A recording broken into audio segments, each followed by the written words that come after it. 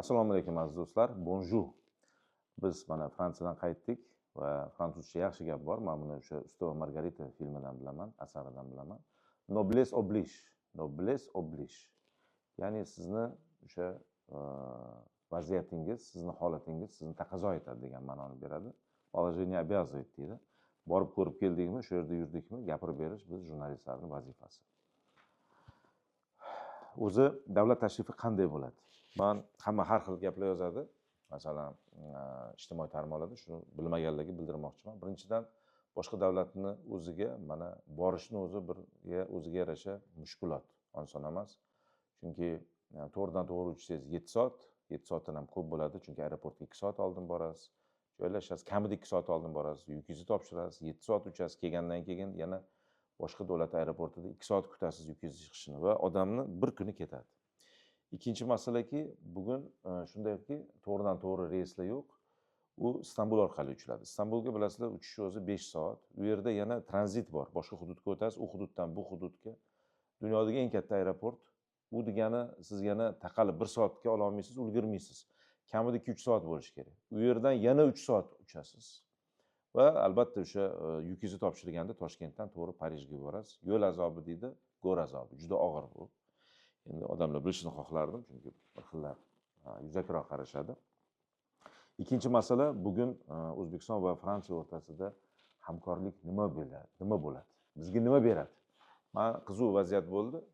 Odamga albatta bu ozgina tegib ketadi. Efir minorida yuribman, gapiryapman hamkorlik to'g'risida, shartnomalar to'g'risida. Shunda bitta odam menga qarab, bu millatimizga nima foydasi bor bu tashrifni deydi. Bitta raqam aytaman, shunaqa savollar beradigan odamlarga. Bizda 17-yilga davr savdo aylanmasi hajmi har bir narsa raqamda o'lchanadi. 200 million yevrodan ozgina oshgan. Bugungi kunda kelib, mana shu 7 yil ichida 1 milliarddan oshdi. 1 milliard 100 million.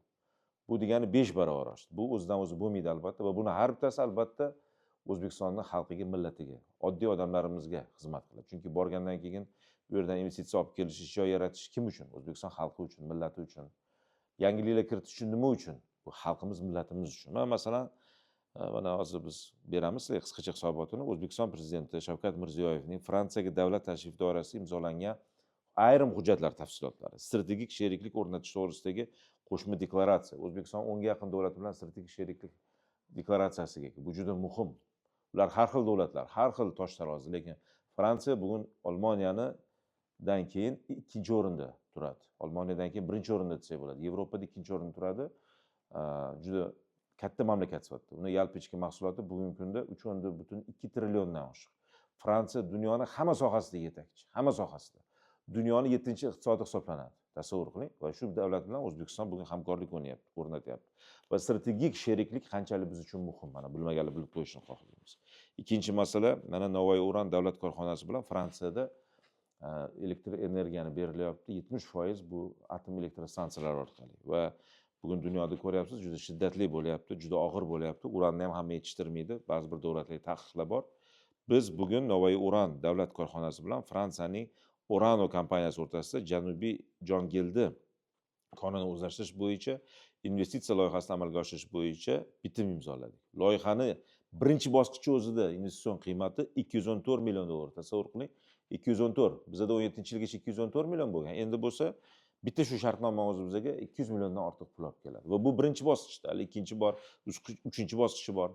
500-600 million dollarga gap ketyapti. Keyingisi masalan Fransiyaning Valtalia kompaniyasi O'zbekistonda quyosh, shamol stansiyalari va energiya saqlash tizimlaridan iborat gibrid klaster uchun elektr energiyasini sotish bo'yicha 25 yillik shartnoma. Bilasizlar, butun dunyoda bugun shu elektr energiya bog'liqlik qanchalik muhim. Endi yana alohida aytaman, Suez kompaniyasi bilan Surxondaryo viloyatining ichimlik suv ta'minotini modernizatsiya qilish loyihasining birinchi bosqichi bo'yicha muhim hujjat term sheet shartnomasi. Shartnomaning asosiy shartlari belgilab olindi. U yerda bu bo'yicha gaplashildi. Bizning soha bo'yicha. Albatta bu har bir bugungi iqtisodiy yangilikning tagida muhim narsa turadiki, bu ilmiy, innovatsiya va fan texnika sohasida hamkorlik. O'zbekiston Fransiya universitetini tashkil etish bo'yicha hukumatlararo bitim imzolandi. Ya'ni yaqin orada O'zbekiston va Fransiya universiteti tashkil etiladi. Bu katta universitet bo'ladi. Bilasizlar, hozir men aytaman, dunyoga fransuzlar qancha olimlarni berganini bu to'g'risida alohida gaplashamiz. Va Toshkent tramvay tizimini amalga oshirish bo'yicha yo'l xaritasi. Bilasizlar, bizda tramvay bo'lgan. Bugun butun dunyoda tramvaylar bor. Butun dunyoda va Fransiya juda ajoyib tramvaylarni o'z vaqtida ishlab chiqargan. Lekin bizda noto'g'ri bo'ldi. Mana bir 10 yilcha ilgari o'zimizdan o'zimiz hech narsa yo'q, yo'q, B yo'q, tramvayda butun dunyo berayotgan paytda biza tramvaydan voz kechdik. Mana haligacha ba'zi ko'chalar Samarqand darvozasidan o'tsam, tramvay izlari turadi, yo'llar. Buni o'zi qimmat xarajat tramvay yo'li qo'yish. Endi u narsa tramvay olib tashladi, ko'p joyda izlari qolib ketdi. Va tramvay bugungi kunda birinchidan elektrda yuradi, shaharni kirlantirmaydi. Ikkinchidan bu yirik poytaxtda, megapolis o'ziga xos, mana Istanbul tramvaylari bor. Ko'p joylarga borsanglar tramvay, mana shogirdlarim o'tirishdi, ularga gapirib beraman. Qanchalik bir chiroyli narsa, nima? Va bugun biz shu tramvayni qaytarish bo'yicha, undan tashqari diplomatik pasport egalarini viza talablaridan o'zaro ozod qilish to'g'risida, ya'ni diplomatik pasport bo'lsa vaqt ketmaydi, viza boshqa u yoq.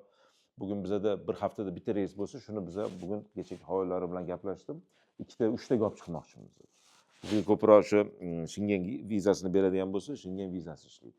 Yana bir muhim jihati, Parijda hokim aytdi, yaqinda Parij shahrida Samarqand ko'chasi ochiladi. Bu qanchalik muhim, tasavvur qiling. Bugun mana dunyodagi eng qadimgi millatlar, shu franklar tarixi 5-asrdan boshlanadi. Undan oldin u yerda qanday sivilizatsiyalar bo'lgan?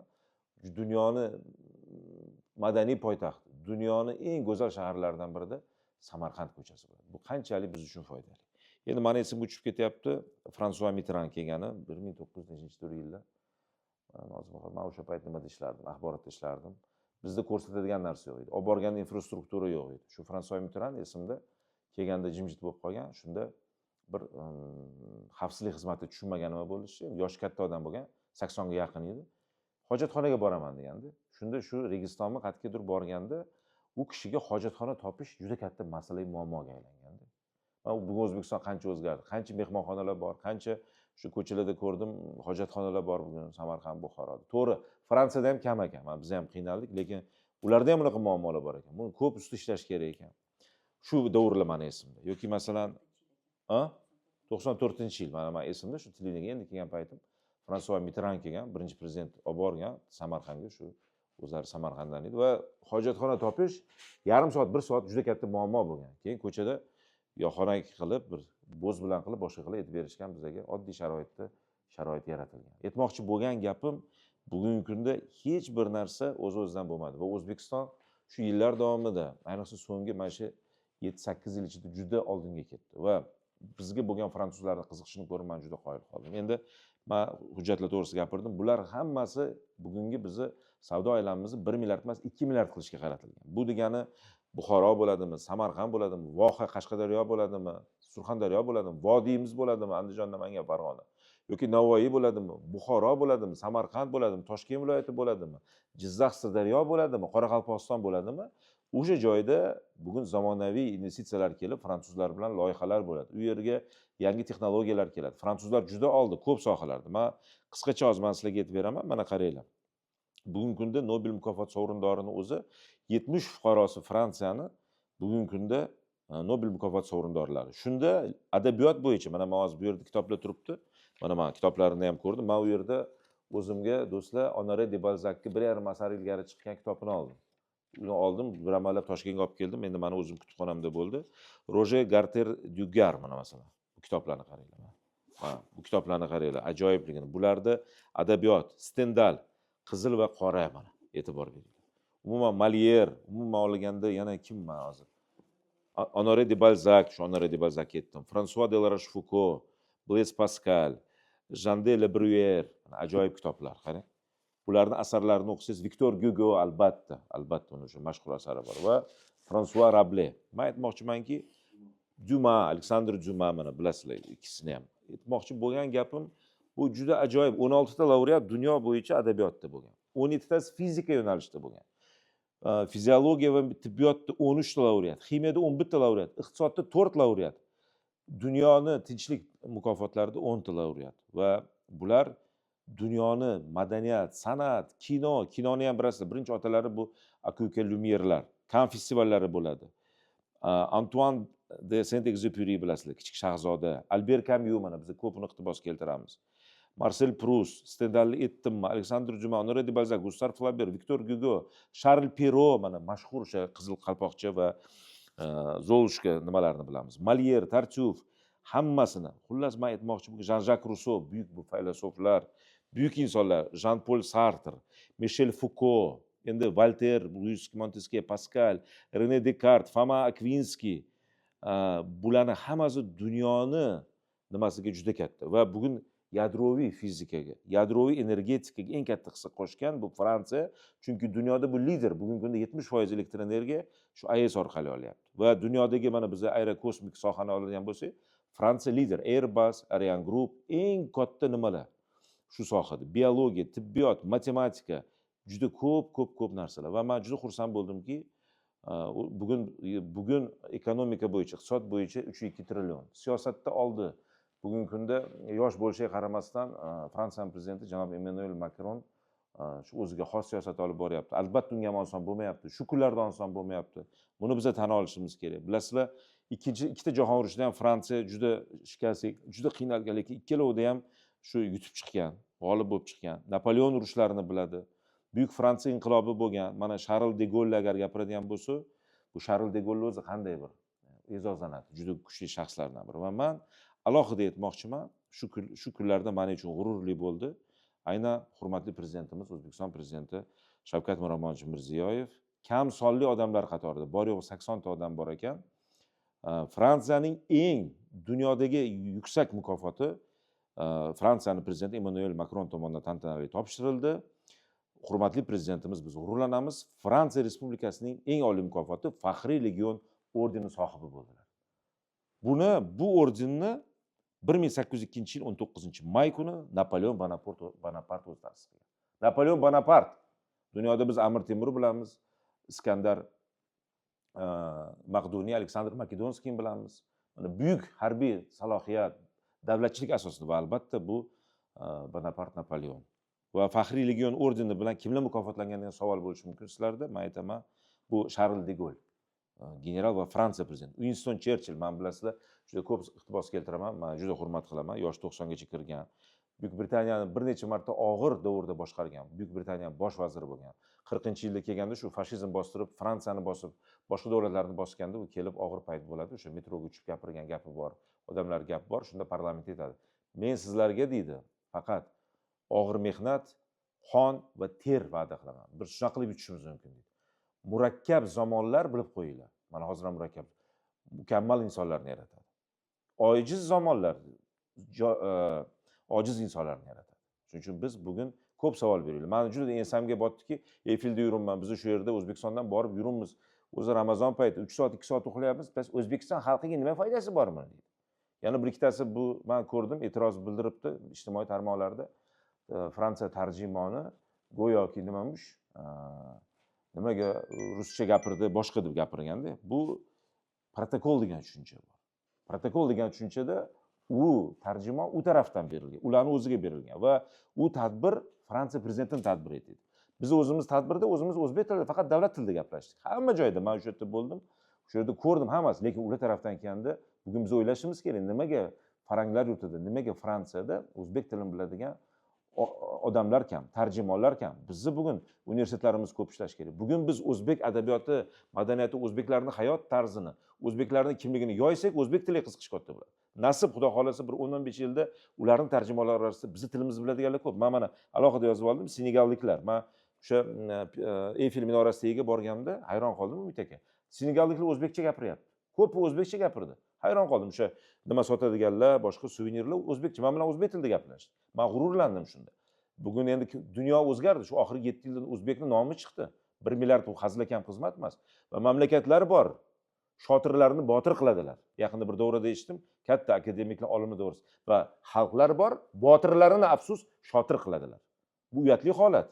Biz Timurlar yurtimiz, Ibn Sinolar, Marg'iloniylar, Beruniylar yurtimiz. Biza borsak g'ururlanamiz. Qarang, hurmatli prezidentimizga berilgan mukofot Winston Cherchillga berilgan, Charles de Gaulle'ga berilgan, Louis Pasteurga berilgan, Jean-Paul Belmondo'ga berilgan, Alexander Dumas'ga berilgan, Yuri Gagaringa, Nelson Mandelaga, Janubiy Afrika Mustaqillik Respublikasining prezidentiga, Franklin Rooseveltga berilgan. Bu AQSh mashhur prezidenti, bilasizlar. Franklin Delano Roosevelt Amerikani 3 marta, 4 marta boshqargan inson shu. Og'ir paytda, urush paytida bo'lgan bu ham. Yelizaveta II, Buyuk Britaniya qirolichasi Li Kuan Yuga berilgan. va shu shaxslar qatorida dunyodagi 80 nafar bor yo'g'i O'zbekistonning prezidenti, Markaziy Osiyodan chiqqan prezident. Bu butun Markaziy Osiyo barimiz yutug'imiz, faqat o'zbeklarniki emas.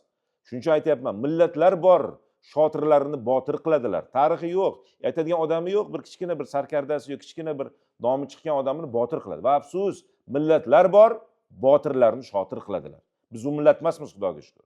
Biz o'zimiz tarixini bilgan, hech kimdan kam bilmaydigan, shonli dunyoni o'sha Erkin Vohidov o'zi bugun erkin akalar yetishmayapti. Bizni shoirlar ham negativchilar yozadi, jim o'tiradi joyida, inay kirib olib. Bugun bizni shoirlarimiz Erkin akalar, Abdulla akalar, O'tkir akalar, Muhammad Yusuflar yetishmayapti bizga. Shavkat Rahmonlar yetishmayapti.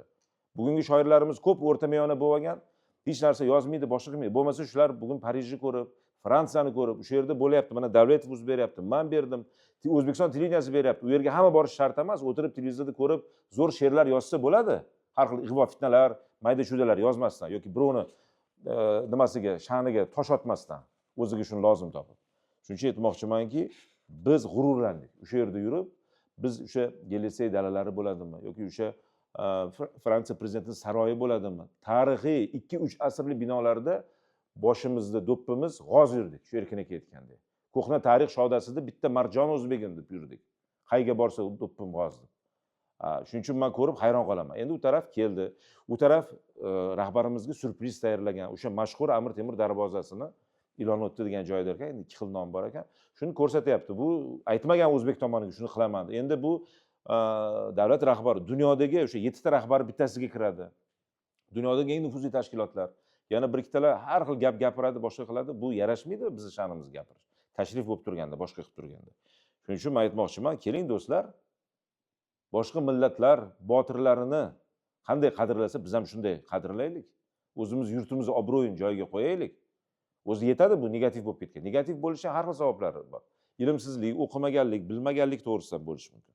Shuning uchun men aytmoqchimanki, mana shu bugungi kunda biz bordik, o'sha Napoleon daxmasi turibdi, yoniga o'tsangiz O'zbekiston bayroqlari. Bayroq shu xonaning yarmidek bayroq. Balki shu xonada ekanlar, katta shoboda bo'lib turibdi. Endi biz borgan kunlar juda shoboda bo'ldi. Biz g'ururlandik. Va biz ketyapmiz taksida, bizda o'zimiz yonimizdan yurdik. Shu yerda biz qaraymiz, rasmga olsak, bizga ko'p arab ekan, sho'pirlar. Men sal arabcha bilaman. Bu qaysi bayroq? Bu bizning bayroq. Bu qaysi davlat deydi? O'zbekiston desam, deydi. Biz qayerdan? Buxoriy yurtidan deymiz. Keyin aytadi, bo'ldi, men aytaman, al-avval badal avval hadis sahih deymiz. Bo'ldi, musulmon, alhamdulillah. Men Ramazon Karim deymiz. Keyin men o'sha o'zim arab tilida bilgan bir so'zlarni aytsam, ular aytadi, biz O'zbekistonni bilamiz, biz hurmat qilamiz. Aljerdan kelganlar, Tunisdan kelganlar, 2-3 avlod yashayotganlar bizni mashinada olib yurdi. Bizni yurtimizni ko'rib, xursand bo'lib, juda biz uchun xursand bo'ldi ular. Va kelib mana shu yerda Fransiyada biz ular bilan teng bo'lib yurganimiz, ulardek mana shu tarix sahifalarida tariximiz birligini ko'rib, bizga hamroh bo'lganlar juda xursand bo'ldi. Shuning uchun aytmoqchimanki, bugun biz mana shu safardan, shu tashrifdan ko'p muhim mujdalar olishimiz kerak. Hammamiz olishimiz kerak. Biz bu tashrif davomida ko'rdik samimiylik, insoniylik. Hali men gapni yana to'xtatib qo'yaman. Protokol degan bor. Shu yerga olib kiradi, ular o'zining tarjimoni bo'ladi. Ular mezbon. Biz mehmonmiz. Siz birovning uyiga borsangiz bir narsa qila olasizmi? Mehmon kirib xonasini ko'rsatadi, mehmon kirib sizga kitobini ko'rsatadi, mehmon kirib o'zi kutubxonasini ko'rsatadi. Shu yerda siz yonida yurasiz. Bizda farqimiz shuki, bizda tarjimon emas, ularning tarjimoni gapiradi. Chunki ularning prezidenti gapiryapti. Odamlar shuni tushunish kerak. Endi bizga mavzu qolmadimi muhokama qilishga? Biz bugun kimga gapiryapmiz? Kimga bugun tosh otyapmiz? Bizga erkinlik bergan. Biz ilgari qo'rqardik-ku. Biz jim bunday yurardik-ku. Bunday. Kechirasiz, bunday yurardik. Shuning uchun o'ylaymanki, bugun yaxshi, Xudoga shukr, erkinlik berildi, ozodlik berildi, hurlik berildi. Biz ilgari shu narsadan qo'rqib, oshxonada, podvalda, yashirin joylarda gapirardik. Lekin bu degani erkinlik berilgandan keyin erkinlikni bunday suiiste'mol qilish, bu o'zimizni madaniy, o'zimizga o'zbeklarga xos bo'lgan chegaralarni buzish, harakat qilayotgan, intilayotgan, shuncha o'zgarishlar bo'layotgan davrda mayda gaplar bilan maydalashish bizning millatga yarashmaydi. Shuni aytmoqchi edim. Chunki safar azobi bu juda og'ir. Bir xil o'ylaydi, bular mazaq yuribdi, efirga chiqdi, biz sizlar uchun chiqdik, ko'rsatish uchun chiqdik. Masalan, men o'zim bordim. Boshqa hech qayerga hech kim bormadi. Va bu o'sha yerdagi ko'chalar juda tirband, mashinalarning o'tish masala, hammaning vaqti kam, hamma tig'iz, kun tez qariydi. Ko'cha juda salqin. juda ko'p topshiriqlar bor, juda ko'p vazifalar bor. Mana masalan, men uchun alohida muhim ahamiyat kasb etdi. Bu biza borgandagi bo'lgan prezident tashrifi arafasida hozir yaxshi odatga kirdi, turli forumlar va konferensiyalar o'tyapti. Xususan rektorlar forumi. Masalan, rektorlar forumida men chuqur taassurot oldim. 15-20 nafar rektor borib, hammasi o'zining sohasi bo'yicha gaplashdi, shartnomalar qilishdi, qo'shma diplomlar degan, ya'ni bizda o'qigan bolalar ham Fransiya universitet diplomlari oladi, ham bizniki dual ta'lim deyiladi. Tushunyapsizlarmi? Keyin bizda bu yerda turli universitetlar o'rtasida aniq fanlar bo'yicha hamkorlik qilish, yangi olimlar avlodini chiqarish, yangi xususan tarjimonlarni chiqarish, filologlarni chiqarish, matematiklar, fiziklar, kimyogarlar, umuman aytganda bugungi kundagi bizning hamkorligimiz uchun kadrlar tayyorlash. Juda menga yoqdi. Turizm bo'yicha katta forum bo'ldi. Ya'ni ikki mamlakatda ham ko'hna tarixi bor. Fransiyaga bir yilda umid aka 100 million odam keladi. Shuni o'zi 80 millioni Parijga kelar ekan. Qolgan 21 Kanga borar ekan, Nicshega borar ekan. Endi u luxury style, luxury daraja, level style deyman. Va borganingizda shu ko'rasiz. Biz xohlaymiz O'zbekistonga ham yosh faqat qora boboy va momolar emas, 70-80 kirgan yosh fransuzlar kelsin. Ular ko'proq pul bilan keladi. Ular o'ylamasdan qiladi. Haligilarcha pulni olib 10 euro ishlating, 5 euro ishlating deb turganda, bular kelib ko'p pul ishlatadi. Shuning uchun turizm bo'yicha mana rahmat aytaman, Davlat qo'mita raisi Umidjon Shodiyev o'zlari prezentatsiya qildilar. Juda ajoyib fransuz tilida chiqib gapirdilar. Qoyil qoldim. Bizni bu yerdagi elchixonim ham hayron qoldi. Bizni vazirimiz, e'tibor bering, fransuz tilida gapirdi. To'g'ri, o'zlari shu yerda 3-4 yil yashagan, lekin har kim ham fransuz tilida gapira olmaydi. Bizda tibbiyot forumi bo'ldi. Bizni doktorlarimiz borishdi. Qanday foydali bo'ladiki, bizni tibbiyotimiz, meditsinamiz rivojlansa. Bizga juda yaxshi bo'ldi. U yerda moda ko'rgazmasi bo'ldi va o'sha sun'iy intellekt va bugungi ustalarning mohir mehnati natijasida Bibi xonimni o'sha tasavvur qiling, 6 asr ilgarigi libosini tiklab, qizil, juda chiroyli, 15 kanizak uni ko'tarib yurgan, yonlarida 200 ta ayol bo'lgan, o'sha Klavixolar o'sha payt Kastiliya qirolini nimasi bo'lgan, yuborgan, ana shu shuni ovozni o'chirib qo'ysa bo'ladi. Shu namoz olib borgan libosini olib kirishdi. Hamma o'tirib chapech oldi. Men hayron qoldim, bizani odamlar uncha qadriga yetmayapti. Ko'zda unaqa hayrati yo'q. Endi biz ko'zimiz o'rganib qolgandik. Fransuzlar televideniyasida shu kamerasi bilan yerga yotib oldi. Shu hammasi chapech chalib o'tirdi. Ularni yuzini ko'rsangiz edi. O'sha fransuzlar Badiiy akademiyasida Xolida Hafizovna o'tirdilar. Bizning vazirimiz Qo'ng'irobek Avizinbetovich o'tirishdi. Hamma o'tirdi. Hamma hayratda-da. Lekin biz uchun bu odatiy, bizni qizlarimiz o'sha chiqishi, yurishi, ularni o'sha va ko'p fransuz modellar ishtirok etdi. Bibi xonim kirib kelgandek bo'ldi-da. U bilan birga Amir Temur ruhi kirib keldi-da. Shu interkontinental mehmonxonasi bo'ldi. Men hayratlandim. Men g'ururlandim o'zbekligimdan. Bizning millatlar shunday botirlar boriga g'ururlandim. Va men g'ururlandimki, O'zbekiston prezidenti, hurmatli O'zbekiston prezidenti Shavkat Miromonovich Mirziyoyev shu ruhni, Amir Temur ruhini, Bibi xonimlar ruhini, o'zbeklarning tarixiy ruhini Fransiyaga olib kirdilar. O'sha shabodasi bordi o'sha yerga. O'sha yerda ham o'riklik gullab turibdi. O'sha yerda ham bahorni kunduzi iliq, kechqurun salqin shabodasi. O'sha yerda hurmatli prezidentimizga shu orden berdi. Meni ko'zim oldiga o'sha Amir Temurni saroyida o'tirgan Louis Glavixani timsoli keldi. Menga juda xursand bo'ldimki, o'sha aynan bizning prezidentimizga berilgan o'sha rasmda Amir Temur darvozasi, ya'ni Amir Temur renessansi davri bugun yana bizga qaytib kelayotgandek bo'ldi. Va biz o'zbeklar mana shu tarix jarayonlarida faol ishtirok etayotganimizdan g'ururlandim. Ochiqni aytaman. G'ururlandim. 1 milliarddan oshiq savdo bo'lsa, prezidenting, mamlakating prezidentiga eng oliy dunyodagi 5likka kiradigan orden berilsa, uni deb o'zida 1000 ta masala, 1000 ta tashvish bo'lsa-da, o'sha mamlakat prezidenti 2 kun birga yursa, olib borsa, ko'rsatsa, kutib olsa, kuzatibsa, shunday ehtirom bersa, g'ururlanmaydimi o'zbek? Albatta g'ururlanadi. Biz faqat o'ta kamtarlik, bu ham manmanlikka kiradi, jim yuramiz, boshqamiz. Shunday bo'lish kerak. Qani kim boryapti? Kim qilyapti? Men olim sifatida, universitet rektor sifatida g'ururlandim. Bizga munosabatdan g'ururlandim. Va g'ururlandimki, bugun o'zbeklar Yevropaning eng markazida shunday yuribdi. Shuning uchun bizni bugungi kunda g'ururimiz ko'p bo'lishi kerak. Bizni botirlarimiz, bizni rahbarlarimiz shunday ish qilyapti, biz g'ururlanishimiz kerak. Bir ikkita mayda-chuydaga osilish, ilinish bu aqli nokas insonni. Aqli nokas insonnish. Bu past fikrlaydigan odammish. Bu o'zini yurtiga past qaraydigan odammish. Biz boshqa davlatning protokoliga, boshqa davlatni talab nimalariga aralasha olmaymiz. U ularniki. Ularning o'zini protokoli. Shuning uchun o'ylaymanki, xudo xolasa, ularda ham mutaxassislar yetishmaydi. Bugun o'rtada ko'p bo'shliq bo'ldi. Bugun bizga ko'p farangushunos olimlar kerak. Bugun bizga adiblar kerak, filologlar kerak, tarixchilar kerak. Biz ko'p hali jihatlari bor, hali bilmaymiz. Va men o'ylaymanki, bu tashrif barchamiz uchun manfaatli bo'ldi. Fransiya bilan hamkorligimiz yanada rivojlanadi.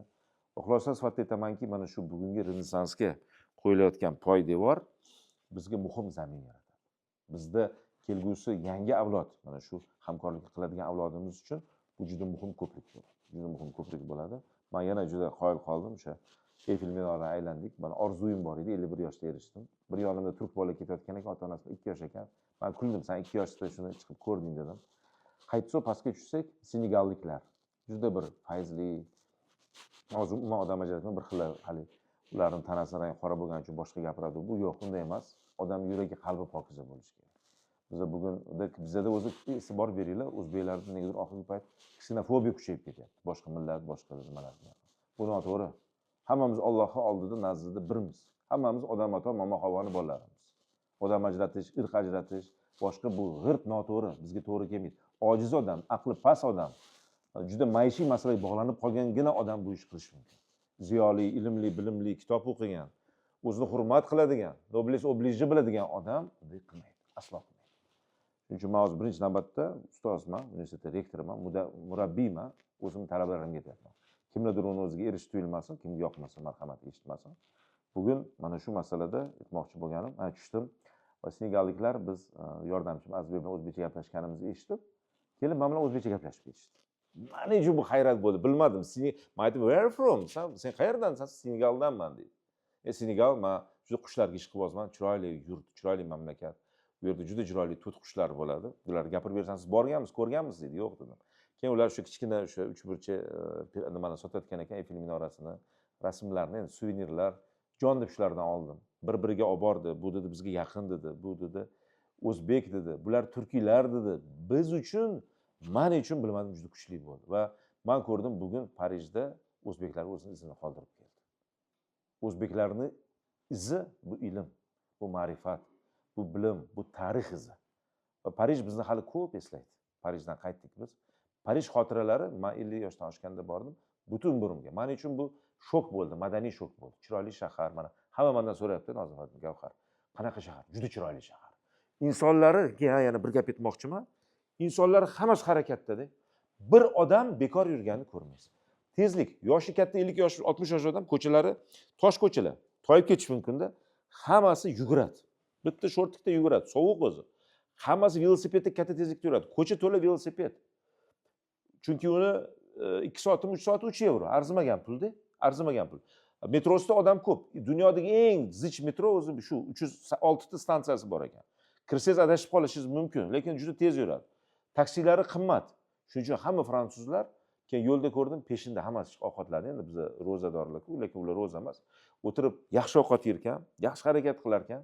Xayolda o'sha madaniyat, xayolida mamlakatini shu sohasida yoki biznesda hissa qo'shish, keyin juda navbatga bitta konsert bo'layotgan ekan, kimdir taniqli odam kelayotgan ekan, bir 150 metrli navbatni ko'rdim. Hayron qoldim va batartib turibdi. Hech kimdan o'tib ketmayapti. Kelib hamma navbatiga turyapti. Yuksak madaniyatni ko'rdim. Insoniylikni ko'rdim. Odamgarchilikni ko'rdim. O'zaro hurmatni ko'rdim. Va yoshi qanaqa bo'lishidan qat'iy nazar intilish. Velosiped bo'ladim. Bitta magazin kirdi, Bentley.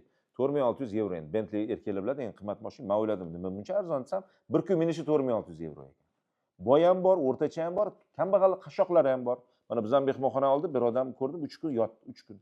Men o'zim bir qimmat qahva berdim, choy poy olib chiqib berdim. Shunaqalari ham bor, biz bomj deymiz, lekin shu bilan birga eng oxirgi moda bor. Eng qimmat binolar bor. Endi binolar biz 2-3 ta bino ko'rsa, va deymiz, ba'zida hamma binolar bular klassitsizm, hammasi mumtoz, hammasi juda eng oxirgi moda shaklida qurilgan va bir binoga o'xshamaydi. Bu yerda hamma narsa bor. Hamma barokka ham bor, gotika ham bor.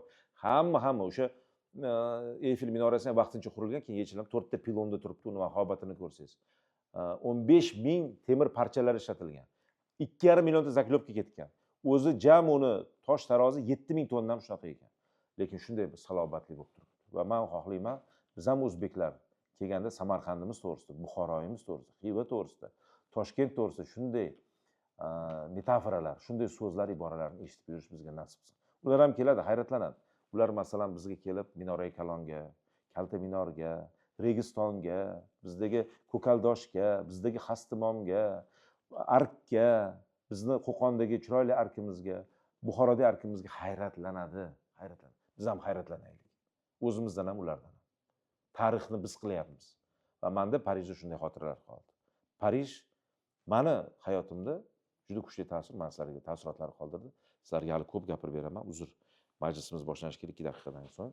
Va siz bilan biz gaplashganimiz uchun rahmat aytaman. Iltimos, millatimiz botirlarini ardoqlaylik. Aytayapman-ku, ba'zi millatlar bor, shotirlarni botir qiladi. Biz esa bugun botirlarimizni kamsitishga harakat qilamiz. Yo'q, bu millat kelajagi bo'lmaydi. Biz boshqa millatdanmiz. Biz buyuk tarixga ega millatdanmiz. Va bu bilan har qadam g'ururlanishimiz kerak. Men Parijga borib, yana bir bor bunga amin bo'ldim. Assalomu alaykum va rahmatullohi va barakatuh. Sog' bo'ling, salomat bo'ling.